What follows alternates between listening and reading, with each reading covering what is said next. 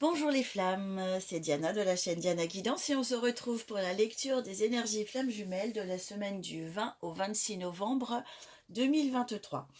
Alors, une colonne pour le chaser, des cartes pour la relation, une colonne pour le runner. On commence avec le chaser et cette carte de la lune. La lune nous parle de la vie émotionnelle, de la vie intérieure et également de choses qui sont pas très très claires, pas très très nettes. En ce moment, peut-être que le chaser vit des états émotionnels qu'il ne comprend pas complètement et qu'il a besoin d'éclaircir. Donc c'est toujours dans la démarche d'un travail sur soi, avec l'évolution ici avec le pendu qui nous indique un renversement de regard. Donc en fait, il y a des prises de conscience qui peuvent advenir cette semaine et qui vont mettre de la clarté sur quelque chose qui est peut-être un peu encore à moitié dans l'inconscient ou quelque chose comme ça. Et vraiment, le chaser va continuer une évolution qui est en cours depuis plusieurs semaines, dans le sens de changer de regard sur les choses. Alors, sur ce qu'il ressent, mais j'ai plus l'impression que, en fait, il va utiliser ce qu'il ressent pour changer de regard sur les choses qui l'entourent. C'est-à-dire, il se sert toujours un peu de lui-même comme baromètre, à l'écoute de la façon dont il vibre avec l'extérieur et notamment la façon dont les blessures peuvent être activées en fonction des circonstances qui sont là précisément pour ça. Et le résultat, c'est une prise de conscience, un changement de regard, donc aussi une possibilité de changer de façon de relationner avec ce qui nous entoure. Donc ça, c'est très intéressant. Toujours un chaser vraiment en travail et en évolution. La carte conseil, c'est une carte de réjouissance, c'est un 10 de coupe. Un 10 de coupe avec la famille et de l'amour plus plus plus. 10 coupes qui représentent l'amour, le cœur, tout ce qui est lié au sentimental. Donc c'est une invitation à prendre du bon temps, à se rapprocher de ceux qu'on aime. Je pense plus particulièrement à nos enfants ou voilà, aux membres de notre famille ou de notre famille de cœur d'ailleurs, parce que ça peut aussi bien sûr parler d'amitié. Donc c'est un joli chemin d'ouverture vers les autres, avec toujours ces avancées de compréhension. Du côté du runner, alors le runner, on a le 5 de pentacle comme énergie de la semaine, et qui va évoluer en 2 d'épée. Pour le runner, en ce moment, il est déstabilisé. Quelque chose est venu l'ébranler. Il doute, il ne sait plus trop où il en est, comment agir. Il est un petit peu... il est perturbé en fait, il est à côté de ses pompes, il y a quelque chose qui fait qu'il se sent perdu. En fait, je pense qu'il progresse lui aussi dans sa façon d'appréhender les événements autour de lui et notamment les relations. Et du coup, il n'a plus ses repères habituels. Alors, l'évolution ici, c'est une nécessité d'agir sans être sûr de soi. Il y a un choix à faire. Le personnage a les yeux bandés, ce 2 d'épée. Les deux épées représentent deux choses qui sont équivalentes et on peut pas savoir comme ça quoi choisir, il n'y a rien d'évident. Par contre, avec les yeux bandés, on est invité à écouter son intuition, à écouter autre chose que, euh, que la façon habituelle de faire des choix. Même si on est un peu paumé, il y a ce risque à prendre de se tourner vers l'intériorité.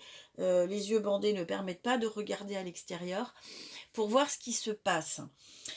Le conseil, écoute, si tu es vraiment paumé, regarde, c'est un magnifique roi d'épée. Ce roi d'épée, lui, il est totalement sûr de lui, il a l'esprit clair, il a les idées claires, et il ne doute pas, c'est vraiment l'opposé. En garde conseil, ce que je dirais, c'est quand tu es paumé comme ça, sois plus assertif, affirme quelque chose, positionne-toi, même si tu doutes, même si tu n'es pas sûr que ce soit le bon choix, c'est pas grave, fais un choix. Et la vie va te renvoyer en miroir si c'était le bon choix ou pas. Donc en fait, c'est poser un choix comme une hypothèse en étant prêt à assumer les conséquences. C'est-à-dire, ne pas s'identifier totalement à la situation, aux gens. C'est pas, ça va pas te bousiller si tu fais une erreur. C'est juste, tu lances une balle et tu vois comment elle te revient. Tu vois comment la vie te la renvoie.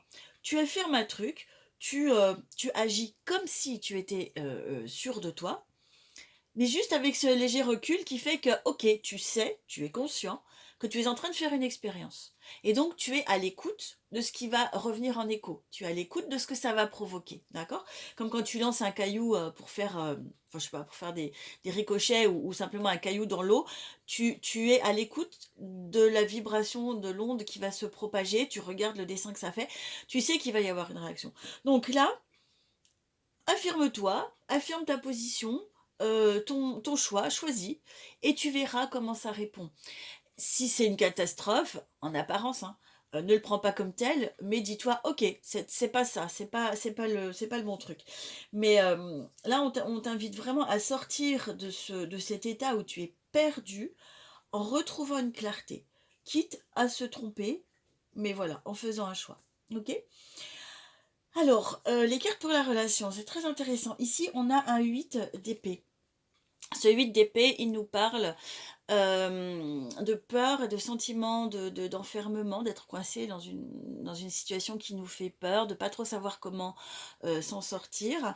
Il fait écho ici, alors, il fait écho peut-être ici au flou émotionnel du chaser qui va évoluer en changement de regard, basculement, puisque ce pendu avec la tête en bas, il change totalement son point de vue sur les choses. Donc il y a peut-être ce flou un petit peu ici, mais surtout je trouve que ces épées font écho aux épées du runner ici, avec le 2 et le roi.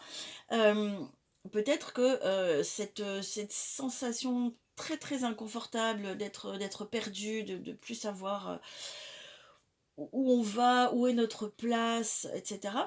Peut-être qu'il y a de ça là dans le lien avec cette forme de tension.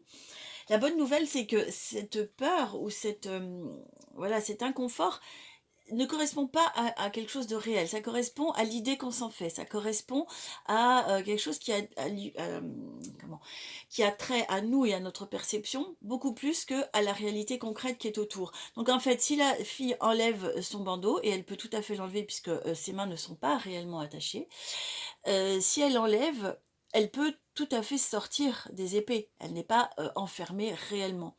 Donc ça parle de ça. Et ici, une carte d'évolution, c'est, ou plutôt comme une sorte de réalité par rapport à quelque chose qui serait de l'ordre de la perception.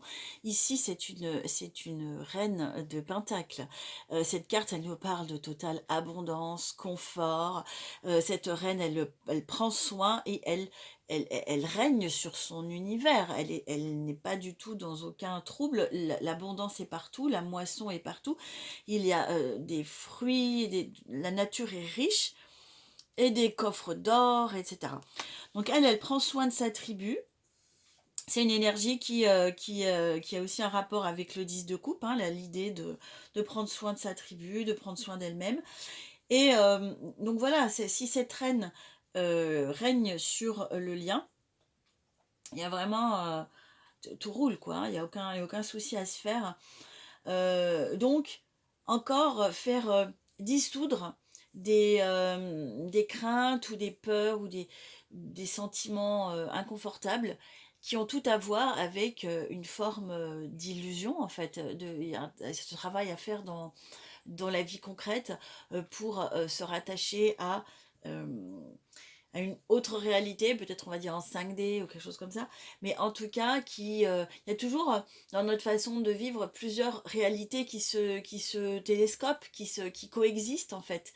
Et là, on a un peu ça, on a un peu ce double niveau entre des craintes et une carte qui dit non mais ça va, tout va bien quoi, hein. D'accord. Donc ces moments inconfortables passent. Ne vous y attachez pas comme étant quelque chose de constitutif de vous, de votre personnalité ou de votre histoire. C'est pas ça, c'est juste comme des nuages qui passent dans le ciel. Dans la vie, c'est juste des expériences. Et donc, on en sort, d'accord. Donc, voilà, bah écoutez, c'est encore une semaine intéressante de par les avancées qu'elle propose. Si vous avez besoin de plus de clarté sur votre chemin personnel, vous pouvez me contacter à l'adresse mail qui est sous la vidéo. On peut procéder à un tirage, des tirages pour répondre à vos questions, à vos problématiques précises. Et puis, je pratique aussi des séances en psycho-énergétique, c'est-à-dire qu'il y a une partie où, dans un entretien, on fait un petit peu le point sur vos problématiques et sur où vous en êtes dans votre cheminement. Et une partie de soins énergétiques sert pour moi à aller remettre en mouvement des énergies bloquées, notamment au niveau des mémoires qui peuvent être engrammées dans le corps et qui font obstacle lorsqu'on travaille psychiquement avec des prises de conscience. C'est important aussi d'aller libérer de l'énergie qui est bloquée dans le corps. Et à ce moment-là, il y a des trucs qui lâchent, mais c'est absolument extraordinaire. Donc si vous souhaitez faire une séance comme ça en présentiel ou à distance, c'est tout à fait possible aussi de me le demander sur ce mail. Voilà, je vous souhaite une bonne semaine, je vous embrasse et à très bientôt.